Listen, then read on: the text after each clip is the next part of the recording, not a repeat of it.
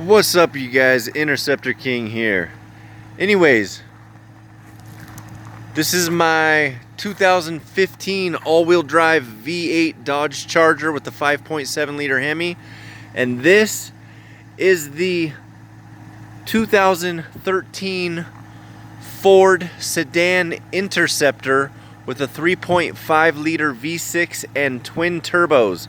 They're both all-wheel drive. V6 twin turbos, V8 5.7 Hemi.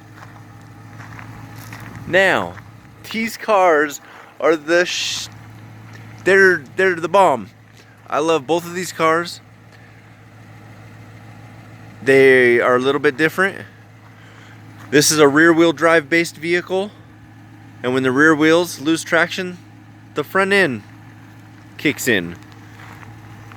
The Ford Interceptor is a front-wheel drive vehicle, and when the front wheels lose traction, the rear end kicks in. So it's not an all-wheel drive all the time. That has a multi-displacement system that runs on 4 cylinders when 8 aren't needed. And I think it gets 20, I'm just going to guess, I didn't do my research before I did this video, but from what I remember, I believe it gets 23 miles per gallon on the highway.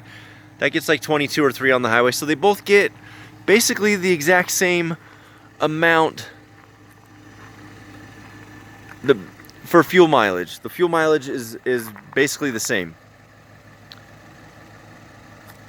They're both black. Man, they look good. So anyways, the Dodge Charger, super cool car. They both have 18-inch wheels. 18-inch rims. 18-inch rims.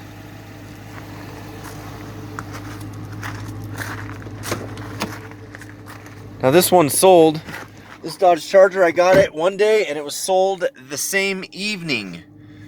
This is sold to a videographer for on-scene TV. So there it is. It's got Bluetooth. This has a touch screen. The Ford Interceptor does not have an actual touch screen. This has Bluetooth, cruise control. This has an auto stick, okay? So if you want to manually shift it, you just press this little button right here. And I'll turn it back off real quick. See, there's a D right there for drive. You can just leave it in regular drive mode, or when I push this button right here, it goes to first gear. Then you can manually shift up and down if you want to keep it in a higher RPM range, or you can just leave it in drive. But if you want to downshift before you get on it so that it's at a higher RPM range and then punch it, it'll allow you to do that. The Ford Interceptor is different. This has a push to start button. The Ford Interceptor does not have a push to start button. The Dodge Charger, I would say, is probably a little bit more fancy. You know, it's got that really aggressive look. It's got a few more, you know, like the touch screen's cool, the way you go through this system on here. This will tell you show you it's all-wheel drive. This one's got 88,175 miles on it. I'll close this real quick. Okay, so see, there it is. Boom, all-wheel drive right there. All-wheel drive V8 Dodge Chargers in this body style, which they came out with in 2015. They were only offered to law enforcement. You cannot go to Dodge and say, hey, I want an all-wheel drive V8 Dodge Charger. They will not have one. They did not make them for the general public. So this is a super, you know, pretty rare car. You know, you can't go to Dodge and say, give me an all-wheel drive V8 Dodge Charger. They'll say, we don't have one. So that's what's really awesome about this Dodge Charger. See, my phone's gonna, there it goes. It's gonna focus, there it goes. I need to get a new phone with a better camera. But anyways, all-wheel drive V8, law enforcement only. When I get these, that would be your chance to get one. You'll be the only guy around, for the most part, with one of these. Except for I've sold like 9 of them now. This has the EcoBoost. This is rated at 365 horsepower from the factory. That's rated at 370 horsepower from the factory.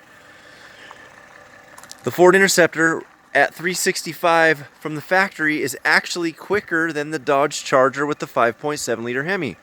Why is that? Probably has something to do with the shift points and the transmission. because it's rated at 5 less horsepower and they both weigh about the same amount. And it's quicker. The cool thing about the Ford Interceptor is you can buy a tuner that plugs right into the AWD diagnostic and you reprogram it. You can set it to regular, mid, or premium fuel. Set it to the premium fuel, you get an extra, wait for it, 69 wheel horsepower over stock. Huh. You cannot get that much horsepower from a naturally aspirated vehicle with just a tune that you plug in. These are already quicker than the Dodge Chargers with the 5.7 liter Hemis. The Dodge Chargers with the 5.7 liter Hemis sound a lot better. When you get on it, you hear the V8. It's a very distinct sound. The 6-cylinder is super quiet, unless you take the mufflers off. I did take the mufflers off of these one time, and it sounded pretty badass. Nevertheless, it will never sound like a V8. I also took the resonators off of a Dodge Charger. Sounded pretty badass. You can go back in the videos and find them through my videos. Now, here's the Ford Interceptor. This is my daily driver. I'm not selling it unless I get another Ford Interceptor. This has the rear view camera system and a dead mosquito on the freaking window that I just smashed. So anyways, he'll get to roll around for a couple times and then I'm going to get him out of here. So, rear view camera system pops up right there in the rear view mirror. The beeping is, it's telling me that I'm getting close to my garage door right there. And then when I get really close, it'll just be a straight meep. It won't beep anymore. It'll just be a straight line. Anyway, like a flat line.